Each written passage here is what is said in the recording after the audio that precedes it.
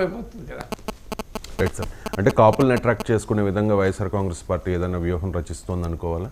అంతే కదండి. మరి వ్యూహం రచిస్తే ఎన్నికల సమయంలో ప్రతి ఒక్కరూ తమ తమ రాజకీయ ప్రయోజనాలకు అనుకూలంగా వ్యూహం రచిస్తుంది.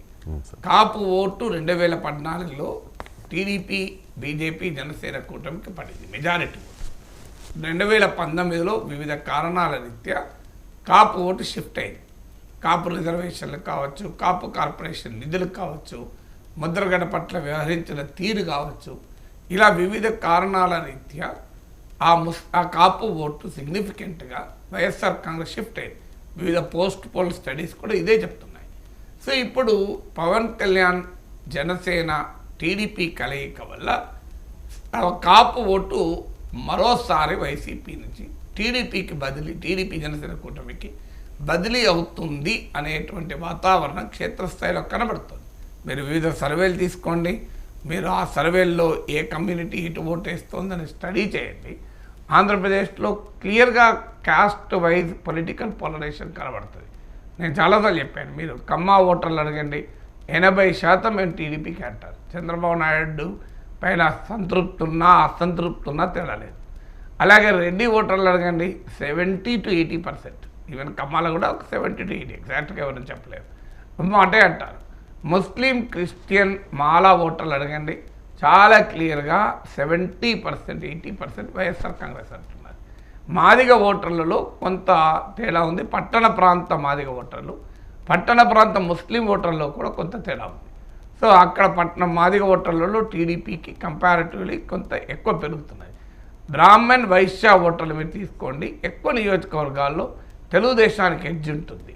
సో వైఎస్ఆర్ కాంగ్రెస్ పార్టీ తరఫున అప్పర్ కాస్ట్ క్యాండిడేట్ ఉన్న చోట కొంత నిలబెట్టుకుంటుంది, బీసీ ఓటు చీలుతోంది. ఇలా మీకు సామాజికంగా అనేక సర్వేలు, నేను వివిధ సర్వేలు చూసి కంక్లూడింగ్గా చెప్తున్నాను.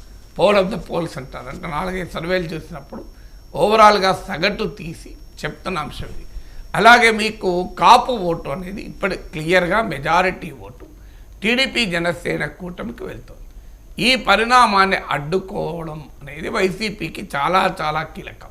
ఎందుకంటే అనేక నియోజకవర్గాల్లో ఇది ప్రధానమైనటువంటి అంశంగా ఉంటుంది. ఇప్పుడు ఈస్ట్, వెస్ట్, కృష్ణా, గుంటూరు ఈ నియోజకవర్గాల్లో మీకు టీడీపీ జనసేన కలవడము, కాపు ఓటు షిఫ్ట్ కావడం అనేది ఎన్నికల ఫలితాలనే ప్రభావితం చేయగలిగే అవకాశం ఉన్నటువంటి అంశం.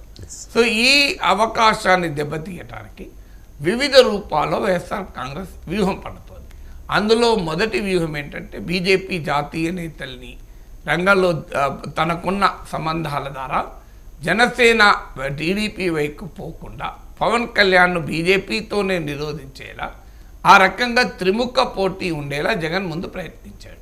ఆ ప్రయత్నంలో భాగమే బీజేపీ ఇప్పటి వరకు తేల్చుకోకపోవడం. అలాగే జనసేన ఇప్పటికీ కూడా ఎన్డీఏలో ఉండడం.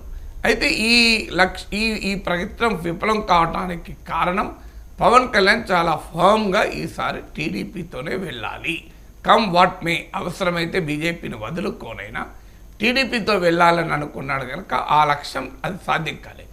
ఇక రెండవది, వీరి మధ్య పొత్తు అనివార్యమైంది అర్థమైన తర్వాత ఈ పొత్తు జరిగిన జనసేన ఓటు బదిలీ కాకూడదు, కాపుల్లో టీడీపీ పట్ల ఒక అపనమ్మకం క్రియేట్ కావాలి అనేటువంటి ఒక రాజకీయ వ్యూహాన్ని వైసీపీ అనుసరించింది.